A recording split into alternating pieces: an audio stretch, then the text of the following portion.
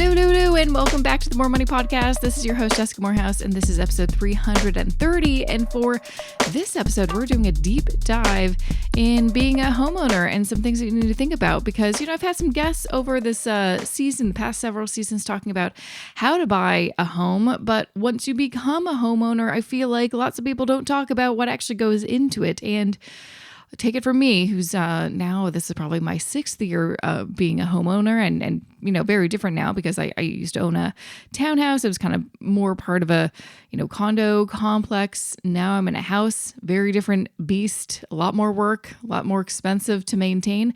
Well, I've got Romana King on the show. She's the director of content at Zolo, but also the author of a book that I'm going to recommend to anyone who is very new to home ownership or just needs a guide, like a really good guide on how to make sure I am doing home ownership right. It is called House Poor No More, 9 Steps to Grow the Value of Your Home and Net Worth, and really goes through anything that you could possibly think of in terms of what, hey, I just got a house. What do I do to make sure it's all up to code, and there's not going to be an expensive, emergency that I didn't prepare for because I wasn't aware of it?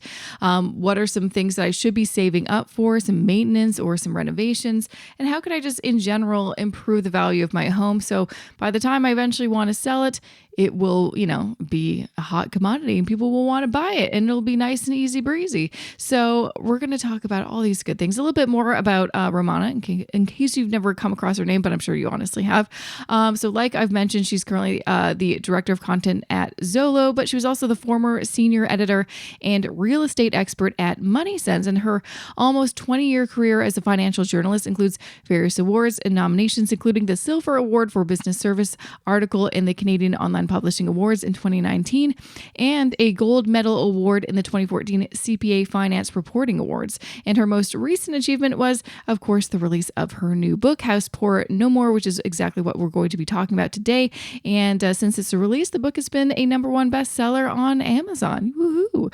And of course, I'm going to be giving away a copy of her book, so stick around to the end of the show to learn how to enter to win. Okay, without further ado, just want to share a few words about this podcast episode's sponsor, and then I'm going to get right to that interview with Romana. This episode of the More Money Podcast is supported by Oxio.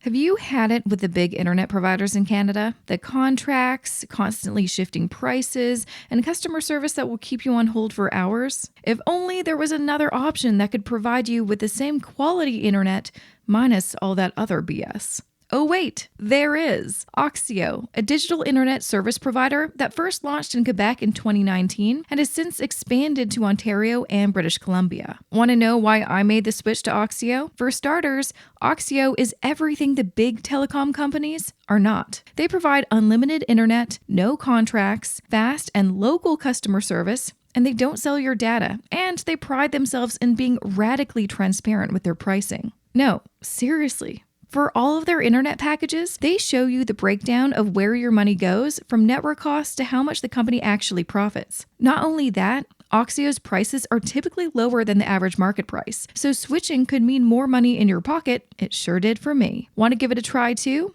Just visit oxio.ca and use promo code MOREMONEY to try out Oxio for free for 1 month. It's as simple as that. Once again, visit oxio.ca, that's oxio.ca,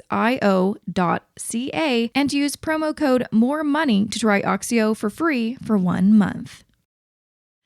Welcome to the More Money Podcast, Romana. I'm so excited to have you on the show. You really did right. Like, honestly, I was, reading your book and this is a hefty Bible when it comes to housing. This really is your kind of Canadian housing go-to Bible. No stone left unturned. I feel like you answered every possible question I've ever gotten in my life about housing. So I appreciate this because I feel like this will be the answer to so many people's desires, especially in the crazy housing market that we're still kind of experiencing. I feel like at the moment, what I've been hearing from some people is things are cooling down, but who knows? It's different across the country. So welcome to the show. I'm so excited to dive in. What a lovely intro. Thanks. Yeah. So before we really dive in, because you really, obviously you have experience in this quite a bit, but you really go into every aspect you could possibly think. And what's great about it is it's a book that I can and everyone honestly can refer back to when there's certain times of the year. You're like, oh, wait, I put a little sticky tab on that, just reminders and stuff like that. But I'm curious, tell me a little bit about yourself and your background. What, eventually led you to this point where you're like, I need to write this book? Well, I fell into financial journalism. I wasn't a finance person, but to begin with, the tragedy happened in my family. My father died suddenly. He had terminal cancer, but it was very late diagnoses. And so we had about 4 days to process the diagnoses, and then he passed. Oh, And so, wow. yeah, thank you. And my father was an awesome guy. Like, he's an awesome Yeah. dude. And Yeah. he took care of the finances, and not because he didn't think women couldn't do it, because he actually taught me a lot. I expressed interest when I was a teenager, and he took me under his wing, and he showed me how to do my taxes. He talked about the importance of building up credit. He helped me get my first loan. He helped me pay back my first loan. Not that he gave me money, but really, like, you have to make your payments. This is about credit. You're taking a small loan, so he did all of that to help set me up. We never called it financial literacy. He just said, these are life skills. You need to know these things for life.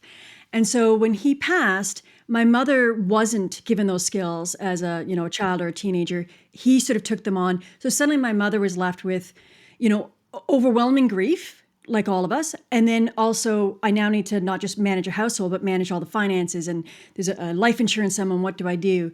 And around that time, I was graduating from school, and I needed to get a job. And I had applied. At that time, I had covered construction. That was my thing, just to get me through school.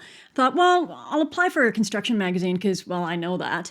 And I did, and they were like, yeah, this is dating me, but they were very, very honest, and it was very illegal. And they just said, you're qualified, you're great, we can't hire you because you're a woman.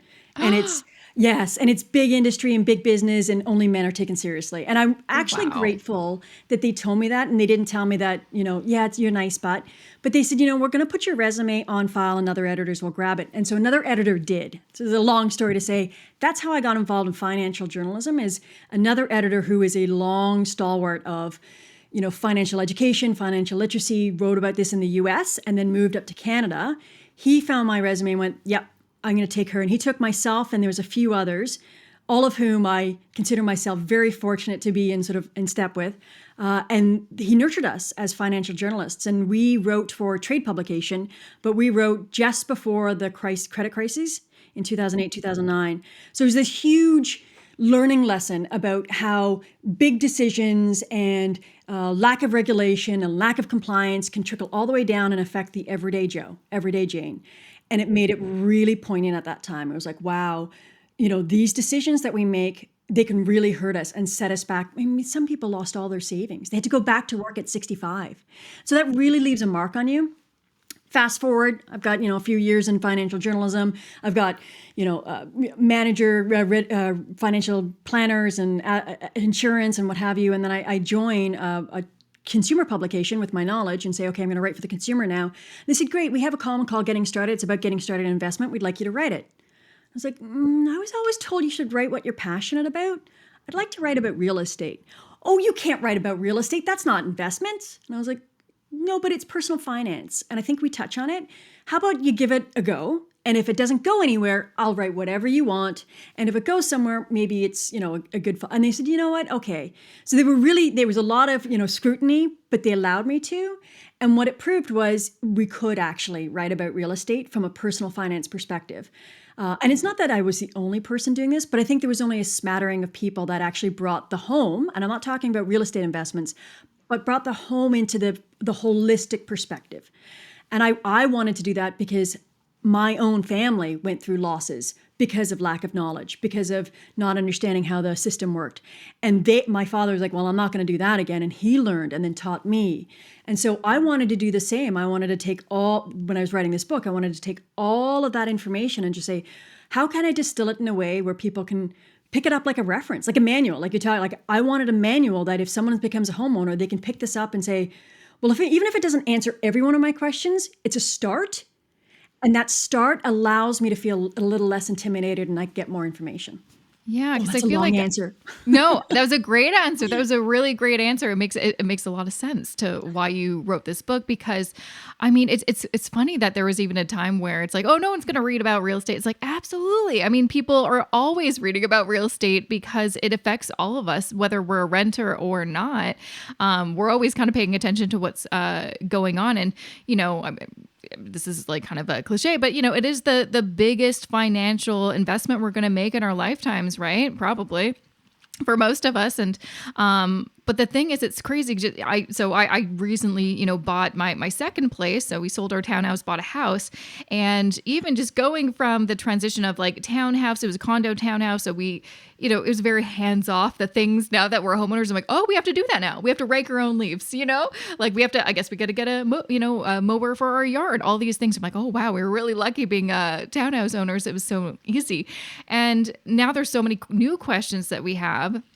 And it is kind of intimidating because I feel like too, if I go to like my parents or, my husband's parents or, they've been homeowners, like actual house owner for so long, it's like second nature. But for lots of new people, it's like, wait, what do I have to do? Do I have to, there's like, I feel like an idiot, but I do. I'm like, wait, what do we have to do in the spring? I feel like, and there's like a part of your book, I'm like, oh, okay, I'm going to put that in the calendar. We're going to have to like look at the roof and all this stuff. There's so many things to think about. But I think often we just think about the part of actually buying the home, not actually owning the home, maintaining the home, and how to also be kind of a long-term homeowner. Because it's like we were just in our townhouse for 5 years. It went by so quick. And also like we didn't deal with any of the outside part of the house. Now there's so many things that we need to figure out. And we've only been here 3 months. I'm like, oh gosh, there's a lot to learn. And it's overwhelming. Like exactly what you said. You look at your parents and your grandparents and people before us, and they're like, oh, well, you'll figure it out. It's, you just have to maintain the home. But I don't know if I have children. And when I first had my children, I had my in-laws and my parents go, well, you just get them to sleep.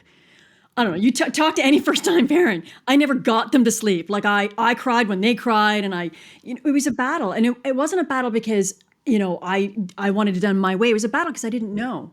I didn't know what to do. I thought it was supposed to be innate and I would just understand it. Just like if I bought a home, I just understand how to maintain it. I didn't understand. And over time, now I'm fortunate. I married an excellent man, bane of my existence sometimes, but he's an excellent man, and he's involved in construction. And so he and I, alongside with one another, bought our first home and we learned his skill set, my knowledge. We learned what all homeowners should do. And they don't need his skill set or my knowledge. What they need is a cheat sheet of, oh, I don't need to spend anything, but I do on an annual basis need to look at my roof. Because if I look at my roof, I can catch the issues. And my husband and I are hilarious. We'll go into neighborhoods. We're like, oh, they've got roof problems. Oh, they've got heating in there. We can see. And it's terrible. It's like we go into a place and we're like picking it apart. We don't mean to, but we see the problems.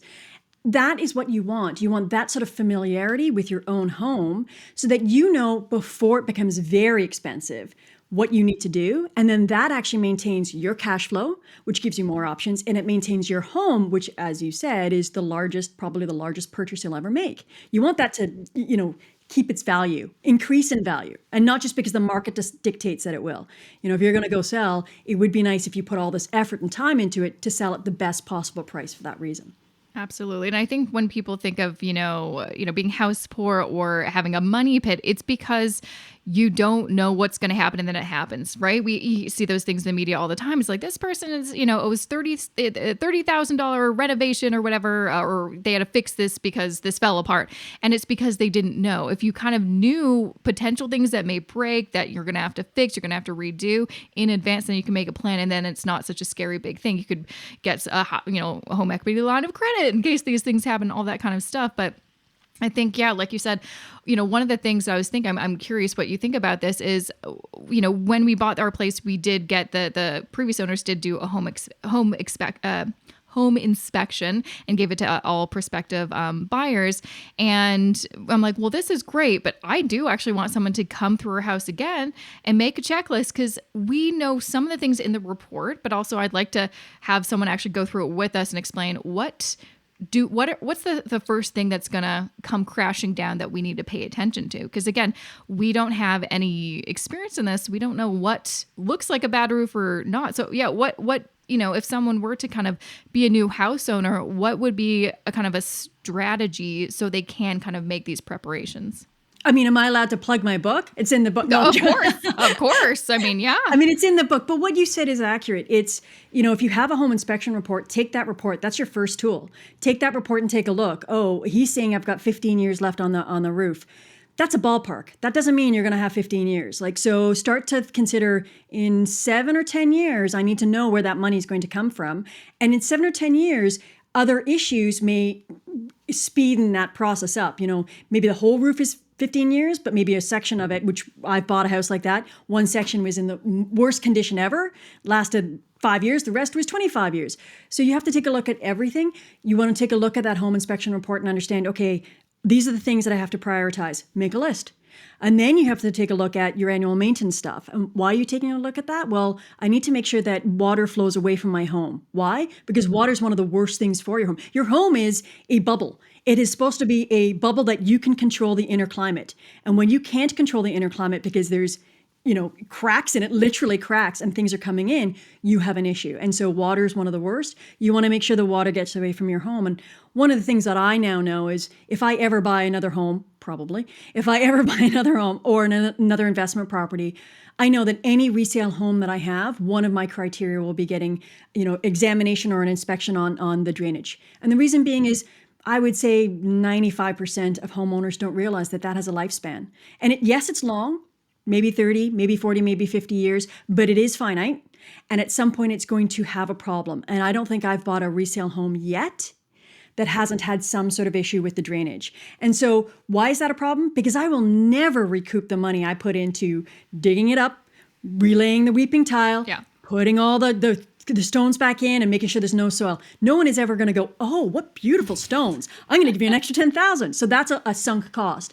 But if I know that going in, I know, hey, this house looks great, but none of the fundamental foundational things, like quite literally the foundation things, have been taken care of. That might not be the best home for me. And that's kind of the whole point of this book is, hey, I know you want to make it beautiful. I know, but you know what? You can buy the right home and then make it your dream home. But if you buy your dream home and it's not the right home, then all that glossy beautiful, you might have to rip open the walls just to redo the electricity because hey, the electrical is fizzing out or you don't have a big enough amp box. This is a big cost. You want to be able to see that stuff. So I love the fact that you got an inspection or someone to come in and say, here's my checklist. What's my checklist? How am I going to do that? Because you're spending a very little amount of money up front to make a long-term strategic plan, which is kind of that's the way to smart homeownership, no matter how you do it. Absolutely. I know there's another thing that you mentioned in your book. I'm like, I'm going to add that to the list, was to get a home energy audit, which is like another, like, not so much like, things are going to break, but these are things that are, if you don't really pay attention to them, they're just kind of dripping, like money is just going to be just flowing out of your house, and they're very easy fix. It's kind of like a leaky kind of faucet situation. You won't notice they're little amounts, but over time they'll make a lot of money. Do you want to kind of explain what a home energy audit? I've heard about it before, something I still need to do. So I'm a huge fan of home energy audits, and the first thing I'm going to say is anyone who's thinking about any major renovation, stop and consider whether that renovation or any future upgrade is going to include some of the biggies: furnace, AC, windows, roof. And roof comes also insulation. And then consider if your home is hot sometimes, cold sometimes, but not regulated. And the reason why I suggest that is because those are the sort of the indications that your inner climate that you're supposed to be able to control isn't controlled well. And there are quote unquote leaks, and there really are just leaks in the house. And so a home energy audit is, and some places in Canada allow you to, write it off the whole cost. Some will only give you a portion rebate back. It's a cheap cost, relatively speaking, anywhere from like a couple of $100 to $1,000, depending on where you are and the size of your home. But it gives you a cheat sheet of exactly what's wrong in terms of how your home consumes energy. Where is the heat disappearing? Even a small dime size hole you can lose hundreds of dollars in energy costs just from that dime size hole. And we don't realize there's lots like that. Our attic is one of the worst places. Anytime you go into an attic and you see any slivers of light around plugs or where pipes come through, that's where heat is lost. And that's just literally money up into the air going nowhere. So you want to do this home energy audit. There's companies out there that are qualified to do them. They come in, they literally seal off all the doors and then put a big fan and then they test everything. And that's how they do it. I mean, it's a bit more scientific than that. I sort of dumbed it down because that was my interpretation of how they did it. But then they monitor and they test everything. And then you get a report. And in the report, it tells you, okay, you're losing this much through windows. You're losing, my office is in a solarium. You better believe I'm losing a lot in energy. So I have to be very smart and strategic about how I heat and cool this place. So we have fans, we have curtains, right? We have things to do that helps manage the inner climate. That'll give you better ideas of how you can benefit in terms of what you can do to replace things, what you can do to upgrade things. And the good thing is if you do a certain percentage of those that are listed in the home energy audit, you qualified for all these rebates. So if you're thinking of doing windows and nothing else, go get a home energy audit. Why? Because that $500 you spend on it will give you rebates back on all those windows, on top of any manufacturer rebates. And then you'll suddenly see, the doors. Okay, well, now I have a 2-year period where I can get these rebates. So now I can plan for it. Maybe I put off those new windows for 1 year, save up even more, do it all at once, get all of those rebates back, and it costs me less out of pocket than if I was just to wait and do it piecemeal. You have to do the math, unfortunately, but a home energy audit is one of the best kept, not secrets. Like people need to know about this. Yeah. It's not like a sexy thing like doing a home, a kitchen reno, but it's one of those things where it's like, I mean, because this is our first winter in our house, you better believe we're going to do this audit because I know for a fact that it is freezing downstairs. I'm like, it's the windows, and it's also, we have this glass door into our backyard, and you can just feel the cold air, and you're like, yep, that's what's happening. And that's the annoying thing. It's like, you don't know these things until you get into your house and live into it. And then you're like, okay, well, this is a problem that we need to figure out. Even if it's in the report, you don't really know, even if it's not. I mean, there's so many things that you're like, oh, well, that's another thing. I was just having a conversation with someone the other day about, so much focus is just on the, getting enough money to purchase that home, not enough on actually how much it costs to own a house. Like it's expensive. The maintenance, we just got our water bill after 3 months, and it's pricey. Homeownership is expensive. And people, they want to gloss over that fact. It is expensive. And we do gloss over that fact because we're like, oh, it's such a good asset.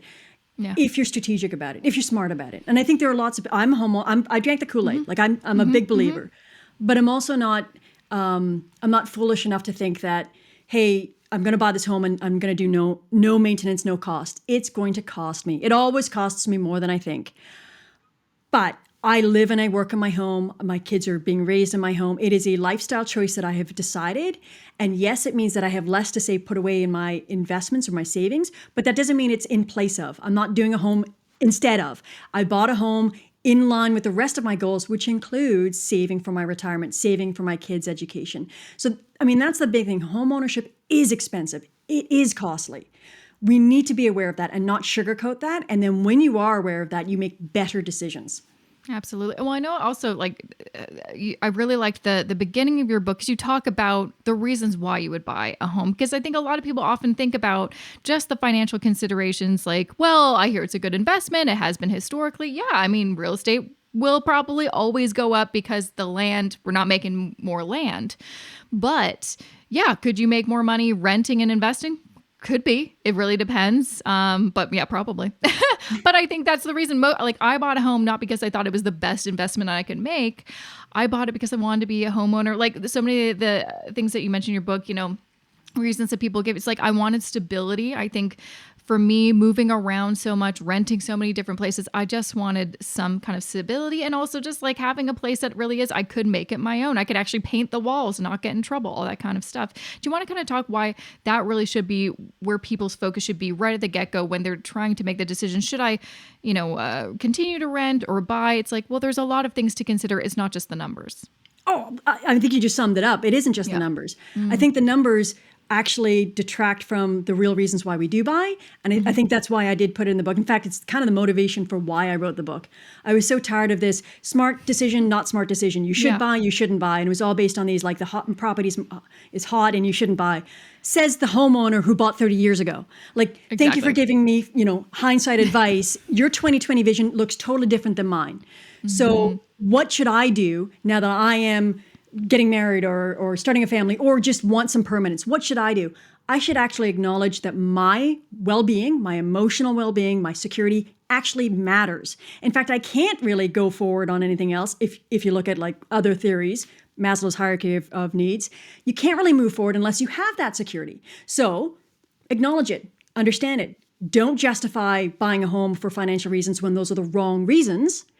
Don't need to justify. You just need to acknowledge this is the reason I'm going to buy. Now, how do I do it in a smart way so that I can be okay with the emotional reasons, but then not kibosh my desire for like retiring before, age 85 because I have some savings to do it. Well, I guess that is the question that, everyone's, it's on everyone's mind is especially when, housing in many cities across the country, it's just, you're spending over $1 million no matter what you want. And I think a lot of people are worried that, because we've been talking about a bubble for, I swear, the last decade and it's yet to like burst kind of like we foresee. Is this the right time to buy? Is it not? I think the biggest worry that people have is buying at the right time. I guess market timing, which, as a passive investor, I'm like, just don't worry about it. Just, it's a long-term kind of thing. But people are worried because you do hear stories from people like, oh, I bought in the 80s, 90s, 2000s, and I lost money. You hear those stories from somebody always. And people don't want to be that person. And you're like, so how do I avoid being that person? How do I have a plan? So I'm going to give you my anecdotal story because I think it's really applicable to what happened.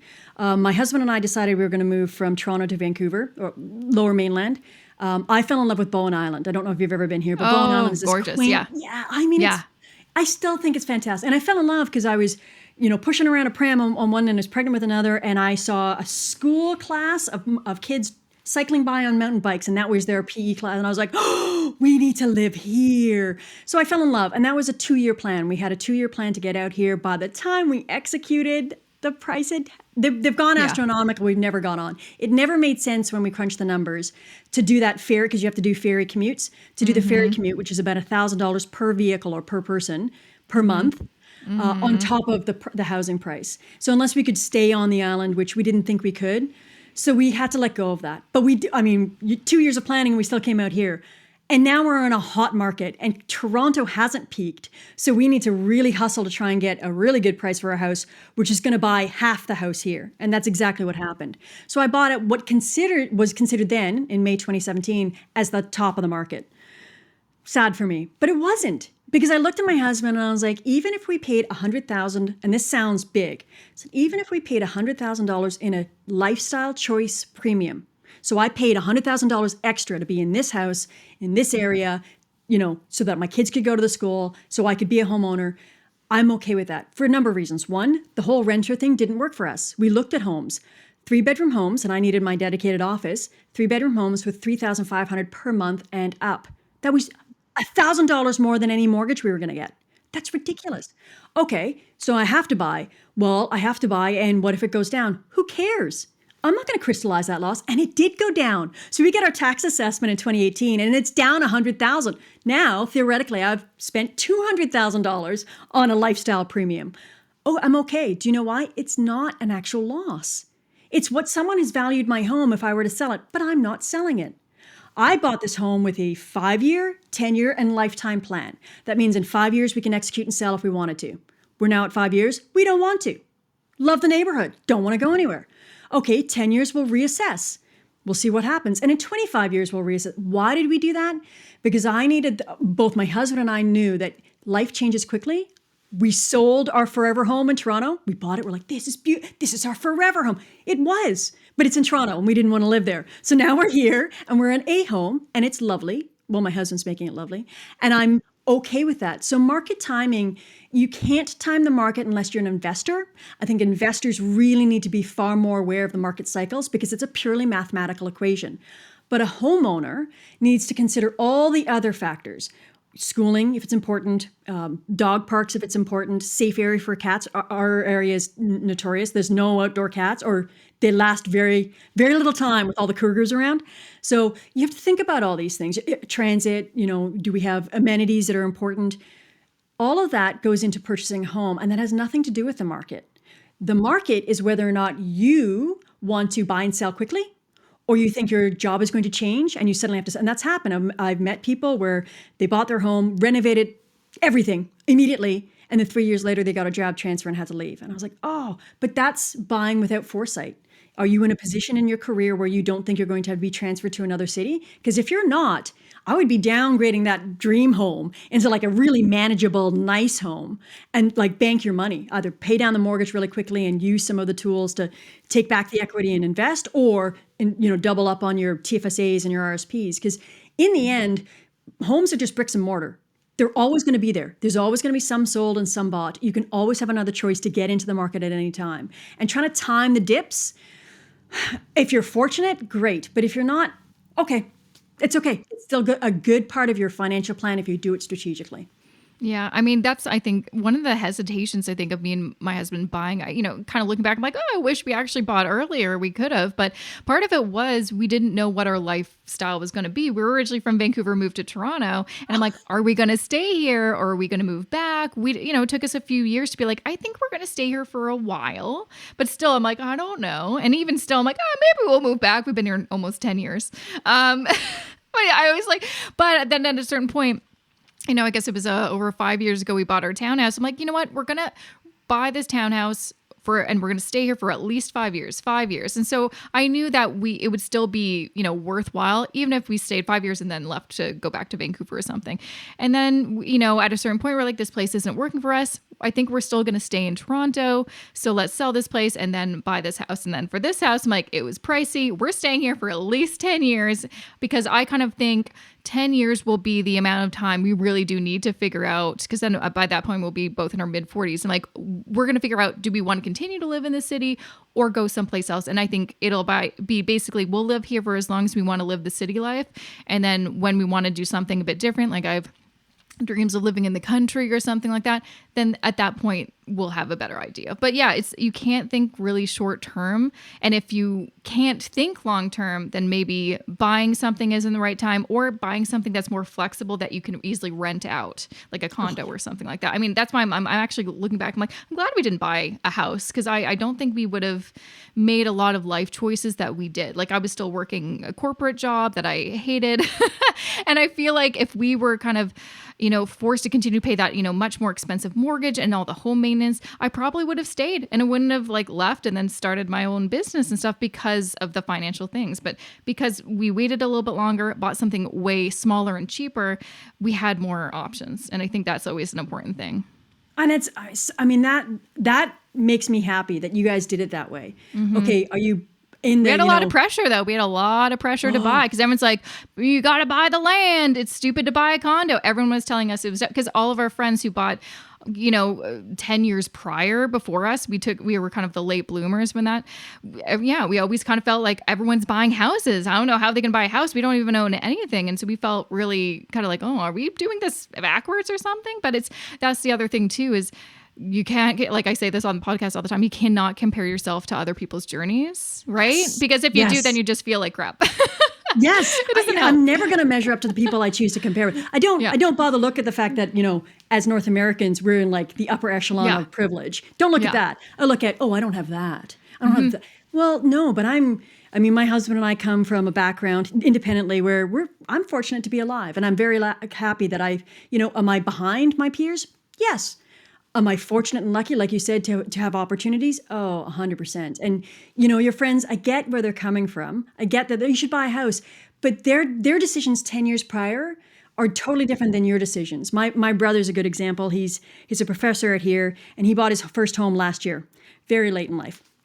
And why? Because he spent 10 years after sort of master's, but not PhD, travel, 10 years. 10 solid years traveling the world.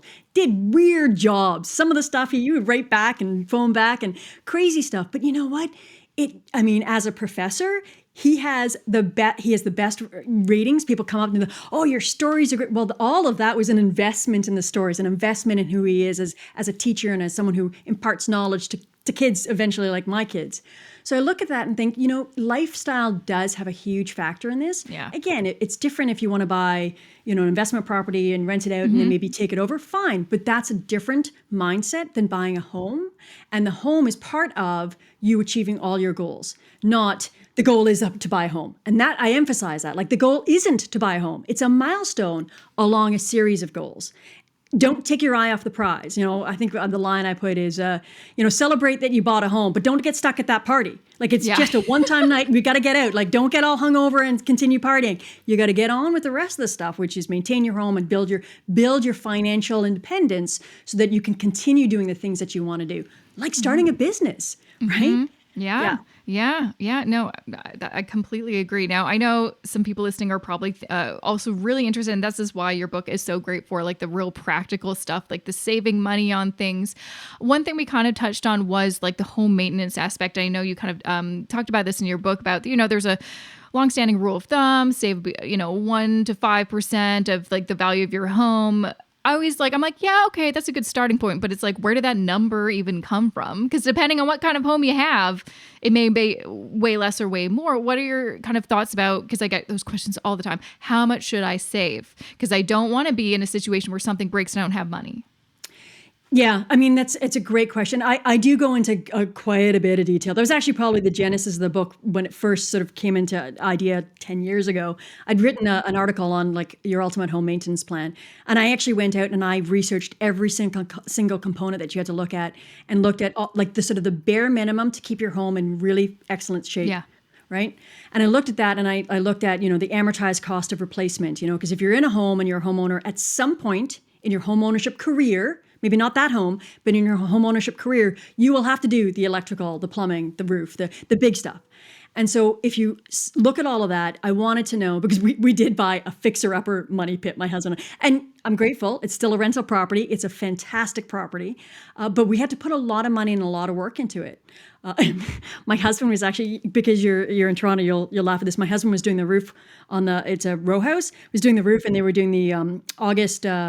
the P&E flyovers. Oh, and he almost fell off the roof because he was so shocked and startled because that's right down near there. And he's like, what the? So he did a lot of work on the house. And I mean, I wanted to understand, do these rules of thumb, which are, by the way, decades old. So that 1 to 5% is decades old. Might be my age. I'm older. Might be even my parents' age. I don't know, but it's very old. Where do they come from? Well, they came from people trying to get a better grasp when homes were significantly cheaper. So you could buy a home for $150,000, and 1 to 5% of a $150,000 home makes sense. But you're talking about a $1.5 million home. You cannot. I mean, if you can save 1 to 5% and you're not putting it away in TFSAs and you're not doing RSPs, but it's simply being socked away as an emergency fund for your phone, please phone me. I want to hear your tips. I want to hear your tips. I want to know what you're doing. Because of that, and I am also a big believer in trying to find the best spot for that earned dollar. And that's what it's all about. Is like, I don't want to just, put the cash. A lot of people I just put it in a high interest savings account, which is losing you money because inflation is higher than what you want to know how to use that dollar well. So I wanted to get a better idea. I did go into a lot of detail, a lot of calculation. And I think, it came down to, it's terrible that I can't remember. It's like about $1 per square foot. It's a little less, to about $4 a square foot. And I'm rounding up a little bit. But that helps you understand that, okay, if I'm a very do-it-yourselfer, or if I have a newer home or lots of upgrades, I'm probably on the lower end. So if my home's 2,000 square feet, I multiply that by, $1, and now I know that's what I'm going to put aside for maintenance. That's it. And then if you have an older home, you're going to do the higher level. But what I found, and this is the reation why I sort of did this exercise, is when you blindly do the 1 to 5%, you actually leave money on the table. And that can actually be, in 5 years, almost $100,000. That's significant. That's a down payment on a property, right? So for that reason, I really want to challenge people to say, okay, I understand you don't want to look at every little line item. I get that. But at the very least, put aside an emergency fund, because that's the just in case, oh my goodness, I need heat and it's the middle of the winter and my furnace has just died. And 2, put in your budget the line item that you will on every single month put aside this money so that you can actually pay for your maintenance, pay for all the stuff that has to happen. And it's about $1 to $4 per square foot. Yeah, no, I think that's super helpful. But yeah, because I remember I posted something on Instagram, was just like, oh, I bought a house and I didn't realize I have to save like 1 to 3% of the home value. And the comments were like, what? I'm like, it's just a rule of thumb, guys. It's just a rule of thumb. I'm not actually saving $100,000 or whatever per year for maintaining my home. Like, that's ridiculous. Like, what am I doing with my house if I'm spending that much? But yeah, I think it's one of those things when people are like, oh, how much do I need to live? What should my cost of living be? I'm like, well, it really depends. You have to honestly honestly go line by line, and it's not fun, but that's why I always say you got to have a budget and track your spending. Otherwise you could be potentially leaving money on the table and just having it sit in a savings account when you could put it to better use. And I know also, like, talking about better use, you also talk a lot about how can you improve the value of your home. I think a lot of people, believe me, it's so easy to get sucked into just making your house beautiful. Believe me, I am constantly at war with myself and not just spending a ton of money because you are on Instagram or Pinterest and all these beautiful photos. But then I always remember, what I did with my townhouse, which it worked. It's like I made sure that we only spent money on things that I knew that the next buyers would like. And, it was very easy to find what we need to do. Rip out those disgusting carpets, all this kind of stuff. And in your mind, what are some key things that people should prioritize before getting to some of those maybe more fun renovations? Yeah, I think the way I'd answer that is the first thing you should prioritize is you need to sit down with a pen and paper, homework, right? And it's not a budget, but I want you to make a list of all the things you want to do. I want a new kitchen. I want to do this. Make a list. And the reason why I say make a list is these are the things you want to spend your money on. They're going to have an emotional tug on you. And then make a list of all the things you have to do. Okay, my inspection report said the roof in 10 years. So make that list. And then just sort of ballpark the figures the best you can. You go online, from memory, whatever. And then also identify beside each one, is this a lifestyle? Like, is this just because I want it? Or is this a necessary? Like, in order to keep up with the Joneses, I don't want to put it that way, but I'm going to say it. If everyone else is, I don't know, I'm trying to think of something that actually, if everyone else has a garage and you don't, you're going to be seen as undervalued in the neighborhood. And so if you want to keep up with the Joneses, which is the only time, you need to look at that and say, is it worth it to put 30 or 40,000 to putting into a garage or not? And then you have to weigh up those. But you want to put all of that down on paper. And this is not a judgment. This is not like, this is bad, this is good. This is inventory taking. I'm in a store. I need to know what stock I have. Let's take my inventory. And when you do that, so I say prioritize that, make the list. And then the cost, and then the reasons, lifestyle, what have you. And then I say, then look at your plan. Look at your financial plan. Where are you going to get the money to do the necessary ones? And do you have anything left over to do the lifestyle ones? Mm-hmm. And what I often say is, if you're going to do a lifestyle one, do it early, not late. Don't do it at the end of your home ownership. No, don't you're not going to enjoy it. Yeah, right? And yes, I get the fact that, 5 or 10 years from now, after I've renovated my kitchen, it'll be outdated. But it'll cost significantly cheaper to update it a little bit than if I wait at the very last minute and have this beautiful kitchen that I only get to enjoy for a year before I have to sell my home. So I feel so bad for our neighbors. We're the renovators with the toilet on the lawn for 3 months. Like we try and hide the stuff so it's not that bad, but we're the people that it's nice on the inside before the outside. Why? Because the inside has to be all buttoned up. I have to get it all waterproof and electrically working, etc. And it's all buttoned up and done, and then the outside. And so as long as if I have Tyvek, which is that sheeting that they put on, I don't know, if I have Tyvek on my home for 3 years, which I did, then it's okay because it's waterproof and I'm okay. And it doesn't look great, but I'm not selling my home, so it doesn't matter. And my neighbors, thankfully, are I give them lots of cookies and lots of cupcakes at different times of the year just to keep them, happy and okay with the fact that, yes, we're the long renovators. That's okay. If you're doing your renovation, to prioritize it, make sure that you look at all of it, prioritize the ones you have to do, prioritize your planning and your budget, and allow yourself those lifestyle upgrades as long as it fits your financial plan. I know that's not like do this, do that, but I really try and emphasize that. And the only other thing that I would say is another strategy of looking at this is whenever you're looking at doing any renovation, whether it's lifestyle or not, think about what problem it's trying to solve. So a lot of times when you're looking at redoing your kitchen, it's like, well, it's so outdated. Well, look at it. What is it? Is it a galley? Like it's a straight line so it doesn't have that nice flow? Fix it. Because nobody is going to come into that home, no matter how glossy and shiny, and I've done a lot of walkthroughs, no matter how glossy and shiny that galley kitchen is and not see the problem, even if it looks fantastic. So if you're going to spend the money to make it look pretty, spend the money to fix the problem. Because if you do, I can't guarantee, but I so firmly will solidly stand behind the statement, which is others will see value in the problems you've solved because they're coming in and saying, oh, they thought of that. That's great. And I speak from anecdotal experience. I speak from experience of friends. There's no statistics that show that, but I really do think that there are, and there's statistics that tangentially, coincidentally support it, but there's no direct, dollar for dollar or stat for stat. But I do think that if you solve a problem, potential buyers see that value. And so not only do you get the benefit of solving a problem that irritated you, but then your buyers also see the sort of, oh, they've seen everything, they've thought of everything. This is a well-maintained, good home. Absolutely. I'm always constantly like, I did this a lot with our last place, and I'm doing this a little less with this house just because I'm like, we're staying here longer. So I'm not going to worry too much. I want to actually enjoy, do some of these renos and us, actually enjoy it. But I am always thinking like, will this be a nuisance when we do want to sell, because if we're like, we put this in and no one else is going to want it. But for example, like my kitchen, it's like, it's the nicest kitchen I've ever had. Because believe me, the kitchen that we had in our last place was not as new, but it's definitely like, was renovated maybe 15 years ago. And so it's like dark cabinets, kind of that's, peppery kind of granite and all that stuff. And I'm like, oh, all the houses that we saw before this were beautiful white. Like white is the trend. And I'm like, you know what though? By the time that we actually have the money to renovate, I bet the white trend is going to be on to some other trend. So I guess that's the other kind of question I have is, we obviously are always looking at, photos and inspiration for things. It can get very easy to get sucked into what's kind of new and fresh.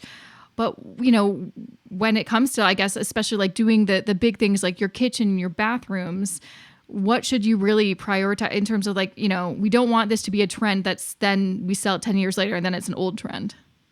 Yeah, I mean, what I prioritize is materials. So if I'm going to do a kitchen, I need to do a kitchen that allows me to swap out colors. What do I mean by that? Are my cabinets, are they capable of taking on another coat of paint? And I don't mean like with a brush, because I cannot get that nice, but can I take all the cabinet doors off, or can I get another company in? They actually come and they spray it all and it has that beautiful factory finish. Can they do that? If I've got cheap cabinets, because I didn't have a lot of money to do, then I'm not going to be able to do that. So I better pick a very neutral, and it might not be my favorite, but a very neutral, very bog standard, color, whether it be white or grays. And I mean, I do like white kitchens. I do think that I've seen kitchens that are really fun and they're like yellow. And I had a kitchen once where my husband painted like this huge yellow wall because I've always wanted this farmhouse sunny yellow kitchen. And so we did that. When we went to sell, that wall disappeared because it's not everyone's taste, right? Yeah. So you want to make the changes or do the upgrades based on whether or not how quickly and how inexpensive or expensive it is to change that to more of a neutral, my personality doesn't exist. And that requires a little bit of investigation of what materials. So I pay for, good drawer closing. Why? Because bad drawer closing will break. And so I go to sell it in 10 years and I got a drawer that's, off kilter. That looks bad. Makes my whole kitchen look bad.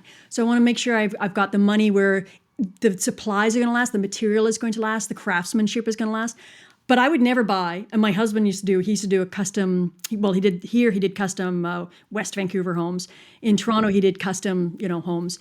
And I mean, he was the first to say, if you don't have the budget for a custom kitchen, you can get some really smart off-the-shelf options, and you can then pay a carpenter, he's a carpenter by trade, pay a finishing carpenter to do sort of embellishes that make it look 100% custom. So there's lots of tricks and ways to make things your personality without going way over budget. And it just requires it requires a lot more research and a lot more commitment to say, my renovator, my contractor is not necessarily going to have all of these answers, but if I come with these goals in mind, hey, I want to spend this, but I want to, focus on this. Good contractors will help you. I remember my husband sitting down with many a homeowner saying, you don't have the budget for this. But I can tell you, if this is your goal over here, you've got these three options. What do you want to do? And just those small conversations. I mean, he never advertised. He always had business. Why? Because he really worked with people to stay in budget, but also get, that dream quality to their renovation, right? Yeah. And I think often like one thing that I've discovered over the years is I think lots of us always focus on like those big ticket things, like gotta do the kitchen or the bathroom. But I mean, in our last place, we made it look nice and we never redid. I always wanted to redo the bathroom and the kitchens. We didn't. We just honestly put a coat of paint on them, made them a little bit nicer. And there's so many things around those big ticket items that can upgrade all the things. Like for our place currently, we don't really have to do too many renos at the moment, but the first thing that I've did, like, we need to redo the carpets because they're like, disgusting old carpets. So get those out. A fresh carpet literally makes such a big difference. And then even updating the staircase, like the kind of banister and all that stuff. They had the weirdest one set up where it honestly made the space look small, or like it looked dated and somehow smaller. I'm like, if we just update it to some of those, iron kind of things that all the houses have, swap those out. And we did it. And I'm like, it wasn't that expensive, and it makes our home look actually more new than it actually was. Just like there's so many little things that you can do, or just like, you know, the doorknobs and all those stuff, that I love doing those things because they're inexpensive and they make your house look more expensive. It's like you have a brand new, I mean, there are people that do the before and after. You're like, that's the same home, coat of paint and some hardware, few light Paint fixtures. can do so much. Like it's like there's basically this whole house was painted white on the inside, which I appreciate, but there was one room we actually just painted it this weekend. It was the beige room. I'm like, oh, this house all used to be that beige. We all know that beige from the mid 90s. That was the cool neutral thing. And I'm like, I'm so glad there's only one room left that we have to paint, because it was not easy to paint. We did 3 coats, and I'm still not sure if we got all of it. But then once it was white, I'm like, this room looks 100 million times better. Right? Small updates make a big difference. That's why we don't always have to do, and that's why I'm saying list everything. Go in and make your dream list of all the renos. We did, and we're like, oh, we're never going to get to hot tub. We're good. We're buying a hot tub. We put a hot tub deposit down on a way too. We actually decided to do a cedar barrel, we decided we would do that as part of our anniversary. It's part of us staying in the home. Like, these were decisions that we made 5 years ago. We're pulling the trigger on them now because we thought about what would happen. What are we going to do? Where are we going to be? If we're here, let's revisit. We revisit. And when you do those smaller, or you do the less expensive or less dramatic, it's amazing. I mean, and home stagers know this. They'll tell you. That's why they've got a good business. They'll come in and say, if I swap out your furniture, I can get you a better price. That's it? Yes. Because it makes a world of difference. Oh my gosh. Present the best version of my home. Nobody lives with uncluttered counters. I don't care who you are. And yet when we show our homes, there's nothing on that counter, right? I feel like I could have you on the show for another hour, honestly. But honestly, what I would, just going through this book, and for all the people that have ever asked me a question about home ownership and what they should do, this is the guide to, especially Canadian focused. I think that's really important, because so many things, you get advice from people down south, and it's like, well, your house is $200,000. It's a different ball game, And so it's, I think, really important. A really great book. I highly recommend. So where can people grab a copy, and where can people maybe follow you on social media and see what else you're writing? Sure. I have a website. It's just my name, romanaking.com. I can be seen on Zolo.ca, which is where I'm the director of content. And the book is on Amazon. So if you go into Amazon.ca, yay, Canadian book, then you can buy it. And it is Canadian focused. You're right. And I wrote it specifically for Canadians, because Canadians need this, right? So we really, really do. Because, oh man, I'm sure like you'll never run out of content to write from all the questions you probably get. I won't. I haven't yet. And I don't. I mean, that's the other thing. I like getting readers talk to me, and they do on Facebook. I don't answer every them, and I don't answer always timely. But if you catch me at the right time, and I am able to answer. I mean, I've gone to bat for 9 months, helped people out, just because you happen to be the lucky one. And I really do like finding out about homeowner issues or issues and helping people, because people help me. So I'm paying it forward, right? Or paying it backward, I guess. I don't know. I love that. Well, thank you again for joining me on the show. It was a pleasure having you and sharing all of your wisdom. Again, everyone should grab a copy of House Poor No More, because if you were you're a new homeowner, or you're thinking of becoming a homeowner, or even if you've been a homeowner for a while and you're not sure if you're doing it right, this is the book you should read. And that was episode 330 with Romana King. Make sure to check her out. A few different places you can check her out. She has her own website, Romana King. So this is ROMANA King.com. You can also find out a lot of the things that she's writing about at Zolo.ca. So you can look at that. And of course, you can find her on Facebook and LinkedIn. I'm going to link to those in the show notes for this episode to make it really easy. So just go to jessicamorehouse.com/330. And of course, if you want to find out the show notes for any episode you've ever listened to, all you have to do, a couple things you can do actually. First, you can just go to jessicamorehouse.com/podcast. It will have all of the episodes there, or just go jessicamorehouse.com/whatever the number of that episode is. Hence why I give these episodes numbers, so you can easily find them on my website. Lots of things to share with you, so do not go away. But first, I want to share just a few words about this podcast episode sponsor.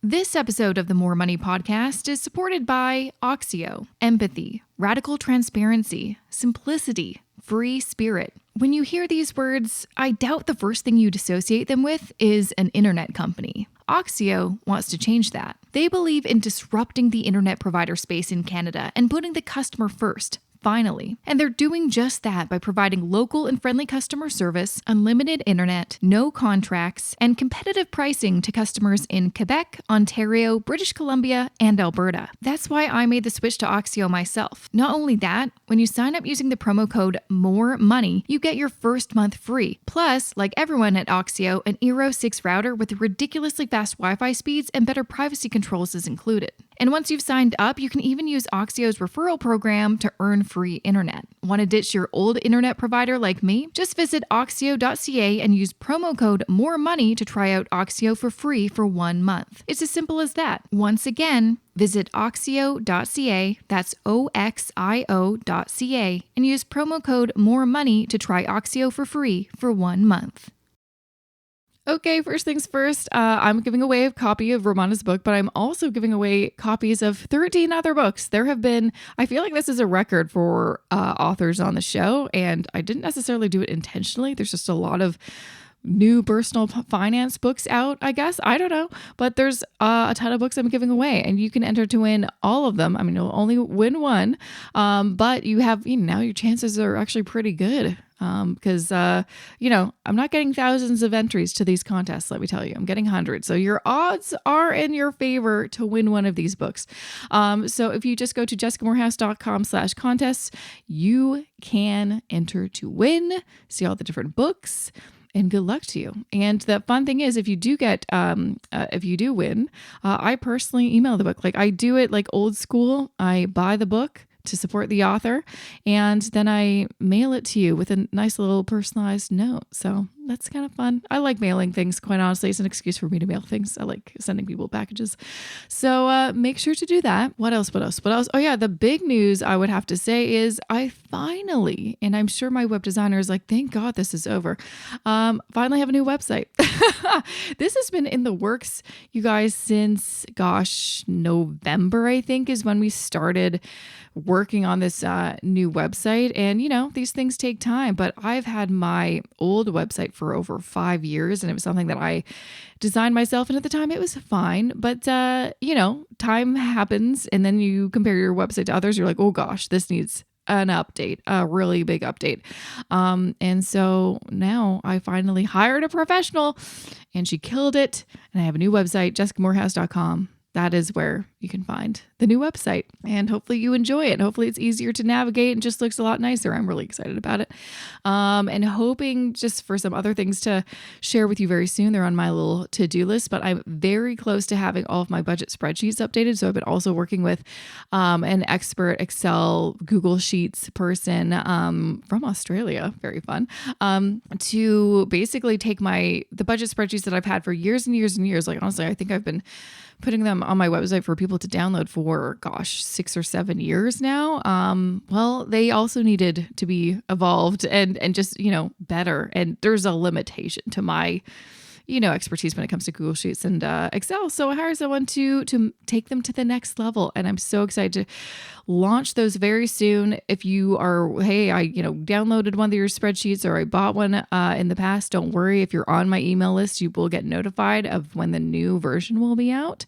So yeah, that's something to look forward to. I'm very excited. Another thing to let you know about is my investing course, a wealth building blueprint for Canadians. Just a few months ago, we crossed the 1-year anniversary of me launching the course.